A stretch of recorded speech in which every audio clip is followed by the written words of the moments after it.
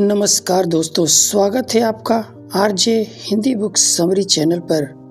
आज हम आपके लिए लाए हैं एक ऐसी किताब जो जोखिम उठाने की कला को समझाती है। यह किताब हमें सिखाती है कि जोखिम लेना सिर्फ एक कदम नहीं बल्कि एक प्रक्रिया है जो हमें सफलता, विकास और आत्मविश्वास की ओर ले जाती है। रिचर्ड हैरिस, जो एक सफल उद्यमी और रिस्क मैनेजमेंट एक्सपर्ट हैं, इस किताब में अपने अनुभवों और शोध के आधार पर जोखिम लेने के तरीके को समझाया है। इस किताब का नाम है द आर्ट ऑफ रिस्क। तो चलिए फिर शुरू करते हैं पहले चैप्टर से, जो है जोखिम। व्हाट इज जोखिम? इस अध्याय में लेखक जोखिम की परिभाषा को समझाते हैं। वे बताते हैं कि जोखिम सिर्फ नुकसान का डर नहीं है बल्कि यह एक अवसर भी हो सकता है। जोखिम लेना एक कला है जिसे सीखा जा सकता है। हर जोखिम के पीछे एक संभावना छुपी होती है।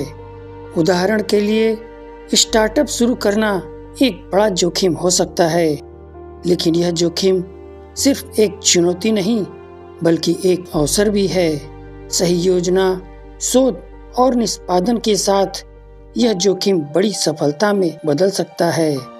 लेखक सफलता के लिए 5 पेशेवर कदम बताते हैं। पहला कदम है मार्केट रिसर्च। अगर अपने टारगेट ऑडियंस और मार्केट की ज़रूरतों को समझें, जैसे उबर ने मार्केट रिसर्च के बाद पाया कि लोगों को सस्ती और सुविधाजनक ट्रांसपोर्ट सर्विस की ज़रूरत है। दूसरा है बिजनेस प्लान। एक स्पष्ट और व्यवस्थित बिजनेस प्लान तैयार करें, जैसे अमेज़न ने शुरुआत में ही एक लॉन्ग टर्म्स बिजनेस प्लान बनाया था। तीसरा है फंडिंग और बजट। सही निवेशकों और फंडिंग स्रोत की तलाश करें, जैसे फेसबुक ने शुरुआती दौर में पीटर थियल से निवेश प्राप्त किया। चौथा है टीम बिल्डिंग। एक प्रतिभाशाली और समर्पित टीम का निर्माण करें, जैसे गूगल ने टेरी पेज और सर्गेई ब्रिन की टीम वर्क के बल पर सफलता पाई। पांचवा है लगातार सुधार।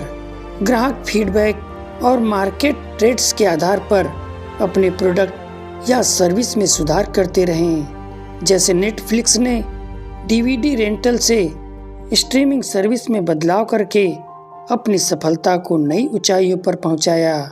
स्टार्टअप में जोखिम प्रबंधन एक महत्वपूर्ण कदम है। इसमें शामिल है वित्तीय जोखिम, ऑपरेशन जोखिम, मार्केट जोखिम। वित्तीय जोखिम में बजट और कैश फ्लो का सही प्रबंधन करना। ऑपरेशन जोखिम में प्रक्रिया और सिस्टमों को सुचारू रूप से चलाना।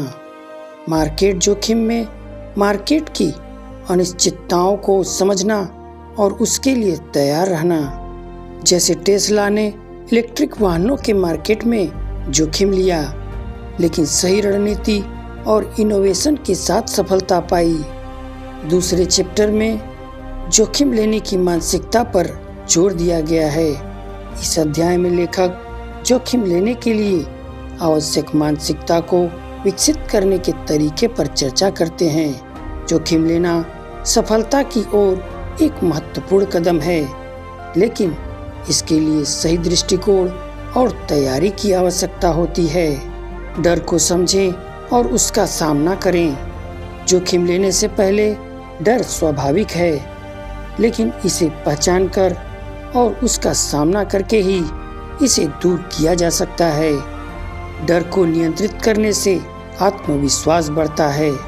असफलता को सीखने का अवसर मानें। असफलता सफलता की ओर एक बड़ा कदम है। इसे नकारात्मक रूप से न लेकर सीखने और सुधार का मौका समझें। लक्ष्य केंद्रित रहे। जोखिम लेते समय अपने लक्ष्य को स्पष्ट रखें। यह आपको ध्यान केंद्रित करने और गलतियों से बचने में मदद करेगा। छोटे जोखिमों से शुरुआत करें। बड़े जोखिम लेने से पहले छोटे छोटे जोखिम उठाकर अपनी क्षमता और आत्मविश्वास को बढ़ाएं। जैसे एडिसन ने हजारों बार असफल होने के बाद भी बल्ब का आविष्कार किया, उन्होंने हर सफलता को सीखने का अवसर माना और अंततः सफलता प्राप्त की। सही समय और योजना। जोखिम लेने से पहले सही समय और योजना का चयन करना जरूरी है। सहयोग और मार्गदर्शन। अनुभवी लोगों से सलाह लेकर और टीम के साथ मिलकर काम करने से जोखिम कम किया जा सकता है। आत्मविश्वास और धैर्य।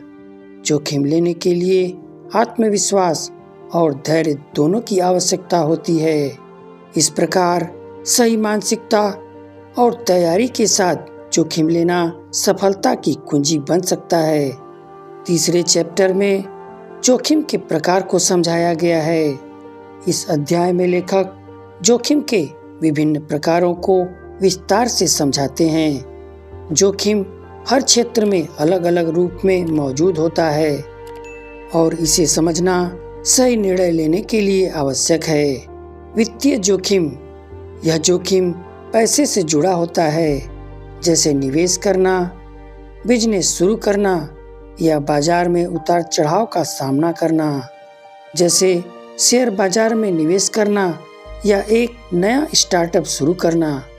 यह भी एक जोखिम है। भावनात्मक जोखिम।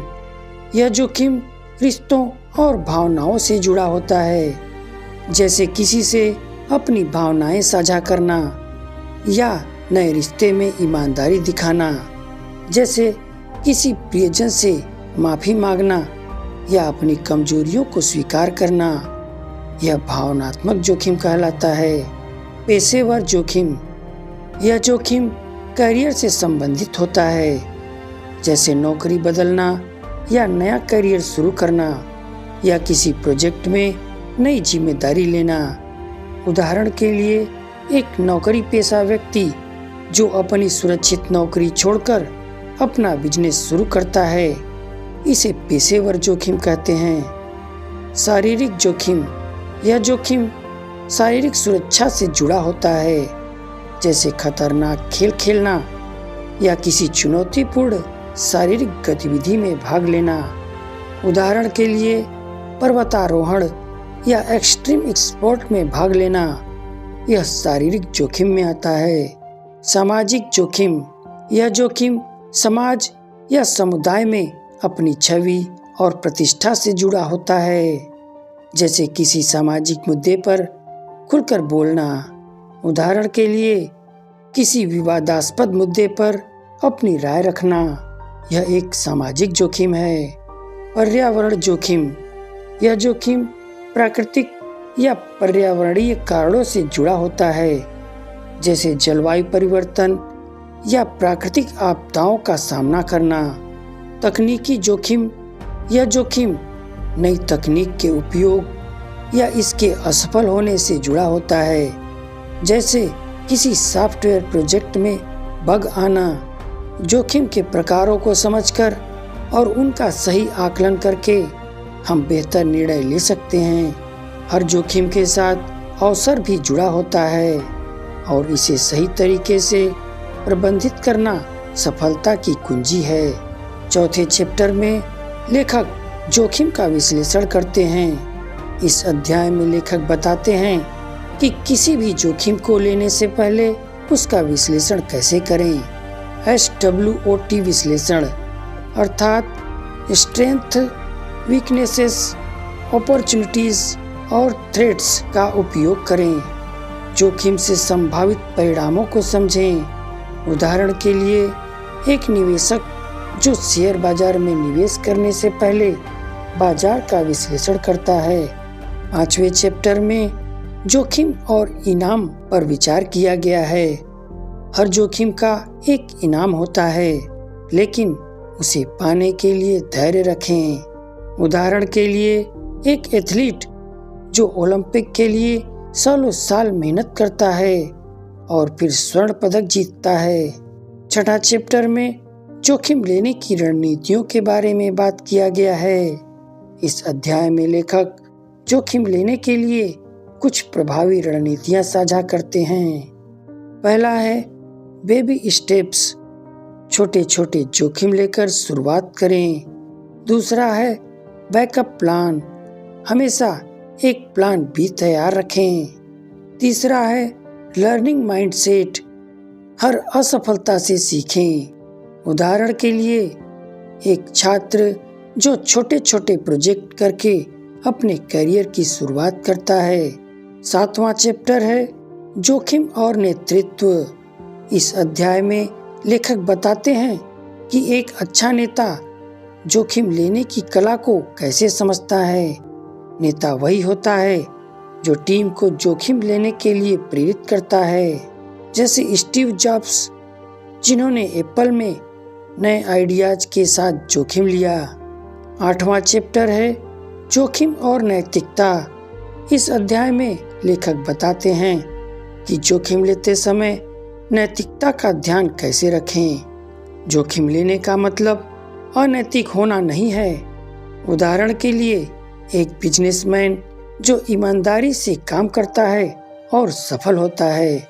9वां चैप्टर में जोखिम और सफलता के बारे में बात किया गया है। इस अध्याय में लेखक बताते हैं कि जोखिम लेने और सफलता के बीच क्या संबंध है। सफलता पाने के लिए जोखिम लेना जरूरी है, जैसे एलोन मस्क ने स्पेस एक्स और टेस्ला में बड़े जोखिम लिए। 10वां चैप्टर जोखिम का भविष्य। इस अध्याय में लेखक भविष्य में जोखिम लेने की कला के बारे में बताते हैं। भविष्य में जोखिम लेने के तरीके बदल जाएंगे, लेकिन उनकी अहमियत कम नहीं होगी। उदाहरण के लिए आर्टिफिशियल इंटेलिजेंस और टेक्नोलॉजी के क्षेत्र में नए जोखिम आएंगे। जोखिम लेना सिर्फ एक कदम नहीं, बल्कि एक जीवन शैली है। यह किताब आपको सिखाएगी कि कैसे जोखिम लेकर अपने सपनों को पूरा किया जाए। तो दोस्तों, आज से ही जोखिम लेना शुरू करें, क्योंकि सफलता उन्हीं का इंतजार करती है जो हिम्मत दिखाते हैं। अगर आपको यह वीडियो पसंद आई हो तो अपने दोस्तों को टैग करें और कमेंट में बताएं कि आपकी ज़िंदगी का सबसे बड़ा जोखिम क्या रहा है। वीडियो में अंत तक बने रहने के लिए आपका बहुत बहुत धन्यवाद।